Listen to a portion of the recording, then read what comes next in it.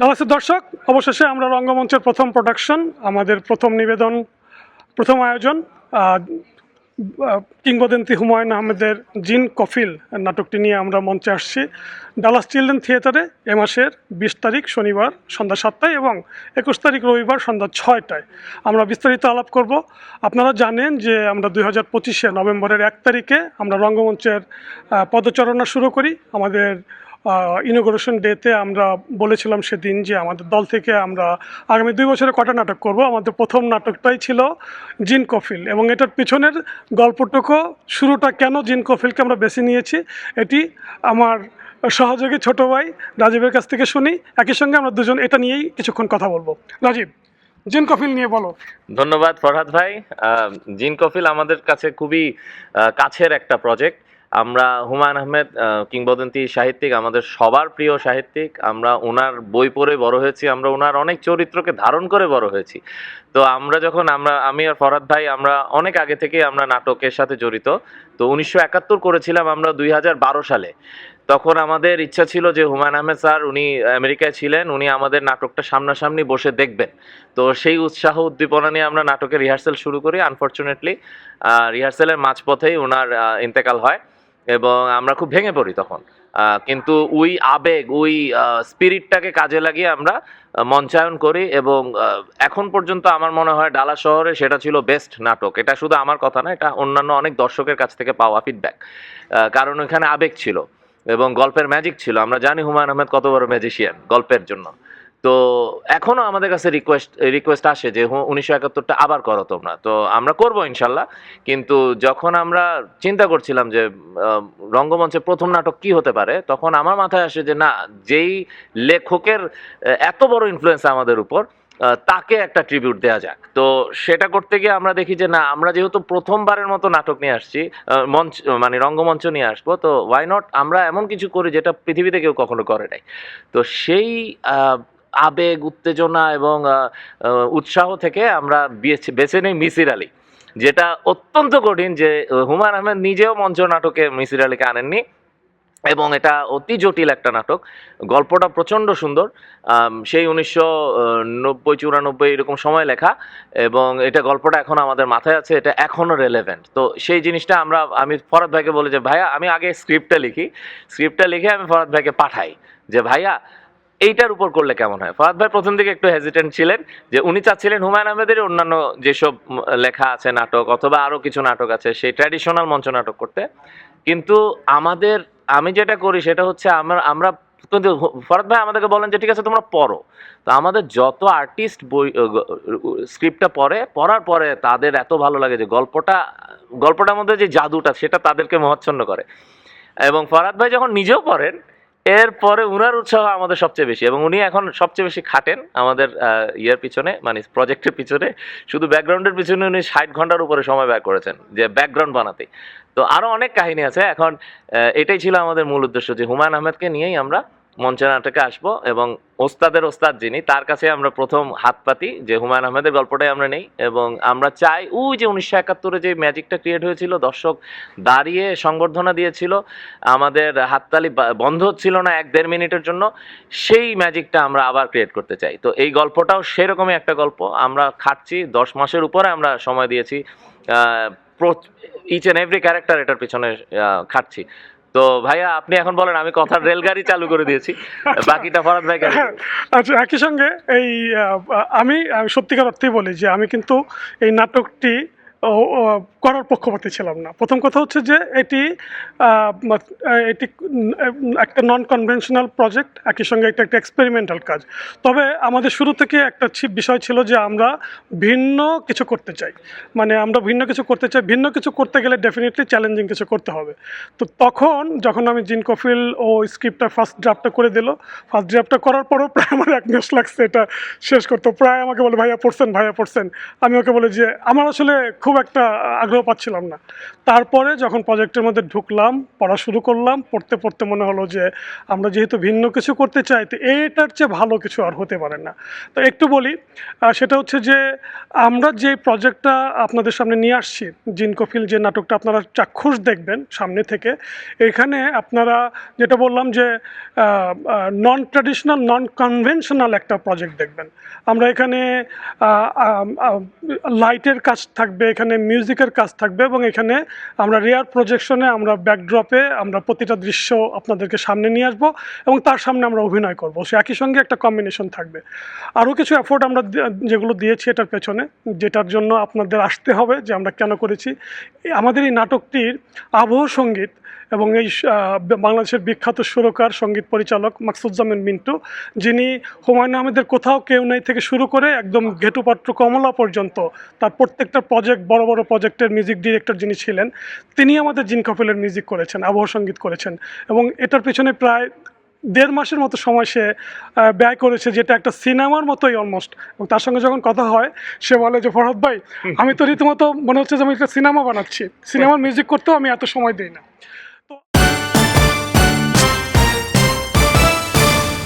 তো আমরা এতখানি এফোর্ট দিয়েছি, আমি সেই মিউজিক করার জন্য আমি সুদূর বাংলাদেশে চলে গেছি কাজ করার জন্য। তো আমি এটাই বলতে চাই যে we are trying hour level best আপনাদেরকে একটা ভালো প্রজেক্ট উপহার দেওয়ার জন্য। তো ডালাসের দর্শক, আপনাদের কাছে আবার অনুরোধ, জুন মাসের 20 এবং 21 আমরা 2 দিন আপনাদের জন্য প্রজেক্টটা নিয়ে আসছি, মঞ্চনাটকটি, যাতে আমরা জানি যে আমাদের এখানে কমিউনিটিতে অনেক অনুষ্ঠান হয়, শনিবারে কেউ ব্যস্ত থাকে, রোববারে কেউ ব্যস্ত থাকে, তো আমরা 2 দিন করছি যাতে আপনাদের জন্য অ্যাটলিস্ট একটা দিন আপনারা আমাদেরকে দিতে পারেন। আমরা যেই কষ্টটা করলাম, আমরা যেই নাটকটি আপনাদের সামনে তৈরি করে নিয়ে আসলাম, আপনারা যদি আসেন, আপনারা যদি দেখেন, দেখার পরে আপনাদের কাছ থেকে যদি আমরা জানতে পারি আপনাদের কেমন লাগলো, ভালো হয়েছে খারাপ হয়েছে, আপনাদের এই অনুপ্রেরণাই হোক অথবা আপনাদের এই ভালো খারাপ যেটাই হোক, এটা বললে আমাদের সামনে আগামী যে প্রজেক্টগুলো আমরা করব সেখানে আমরা বুঝতে পারবো যে আমাদের দর্শকরা আসলে কী চায়। তো আমরা যেহেতু এটা আগেই বলেছি, একটা আমরা অনেকটা পরীক্ষামূলক একটা প্রজেক্ট করছি, এটা আপনাদের আসাটা খুবই জরুরি। রাজীব, তুমি কিছু যোগ করতে চাইলে? না, আপনি যা বলেছেন, আমি যা বলেছি, আমার মনে হয় আমরা যথেষ্টই কভার করেছি। আপনাদের অবশ্যই আসা উচিত। গল্পটা ওই যেটা বললাম, যে সেই বাংলাদেশের একটা প্রত্যন্ত গ্রামের অঞ্চলের একটা দরিদ্র মানুষের সাথে যেভাবে রেলেভেন্ট, একই সাথে এটা নিউ ইয়র্কে বা লস অ্যাঞ্জেলসের একটা ধনী উচ্চবিত্তের একটা পরিবারের মানুষের সাথেও কিন্তু রেলেভেন্ট। এইভাবে এটা রেলেভেন্ট সেটা বুঝতে হলে আপনাদেরকে এখানে অবশ্যই আসতে হবে। গল্পের মেসেজটা দারুণ, মানে একটা সবাই তো অনেকে মেসেজ খুঁজে গল্পের মধ্যে, যে শিক্ষা চায় যে গল্পের থেকে কি শিখলাম, তো এখানে অনেক কিছু শেখার আছে। আর যদি আপনারা বিনোদন চান, এখানে বিনোদন আছে। এখানে যদি রহস্যময় একটা কিছু চান, যে হ্যাঁ থ্রিলার যে অনুভূতি, সেটাও আছে। তো সব কিছু মিলায় গল্পটা একটা কমপ্লিট প্যাকেজ। এবং আমরা যেভাবে উপস্থাপন করতে যাচ্ছি, আমার মনে হয় না বাংলাদেশে খুব একটা এইভাবে করে কেউ থিয়েটারে। তো এটা এই এক্সপিরিয়েন্সটা নেওয়ার জন্য আপনারা আসুন। এবং নতুন কিছু হচ্ছে এই জিনিসটাই, যে আর আমাদের তো উৎসাহ লাগবেই। আপনারা সব কিছু তো করছে আপনাদের জন্যই। আপনাদের ভালোবাসা, আপনাদের অনুভূতি, আপনাদের যে ফিডব্যাক, সেটাই আমাদের পারিশ্রমিক। আপনারা অবশ্যই আসবেন। আচ্ছা, আমি একটু ছোট করে একটু বলে দেই, আমাদের টিকিট খুব ভালো আমরা রেসপন্স পাচ্ছি। আমাদের ওভার 400 টিকিট সোল্ড আউট। এখন বাকি যে টিকিটগুলো আছে এর মধ্যে আমরা চাই আপনারা আসুন, আপনারা দেখুন। এবং লোকেশনটা একটু বলি, ভেরি কনভিনিয়েন্ট লোকেশন। আপনারা সবাই নর্থ পার্ক মল চেনেন, আমার মনে হয় ডালাস ফোর্ট ওয়ার্থে যারা থাকেন নর্থ পার্ক মল সবাই চেনেন। এটা 75 নর্থ পার্ক মল এবং ক্রস স্ট্রিট হচ্ছে নর্থ ওয়েস্ট হাইওয়ে, স্কিলম্যান স্ট্রিটের উপরে ডালাস চিলড্রেন থিয়েটার। আপনারা গুগল করলেও একটা লোকেশন পেয়ে যাবেন, ভেরি কনভিনিয়েন্ট লোকেশন। এবং আপনারা আসুন, আমরা ঠিক সন্ধ্যা 7টায় শনিবার 20 তারিখ 20 জুন এবং রবিবার সন্ধ্যা 6টায়। আপনারা একটু খেয়াল রাখবেন, সন্ধ্যা 6টায় কিন্তু রোববারে। তো আপনারা আসুন, আমাদের সঙ্গে থাকুন, আমাদেরকে উৎসাহ দিন। আপাতত আমরা রঙ্গমঞ্চের প্রচার এখানে শেষ করছি। এর পরবর্তীতে আমরা যাব ডালাস বাংলা উৎসবের কিছু কথা আপনাদের সামনে তুলে ধরবো। জি।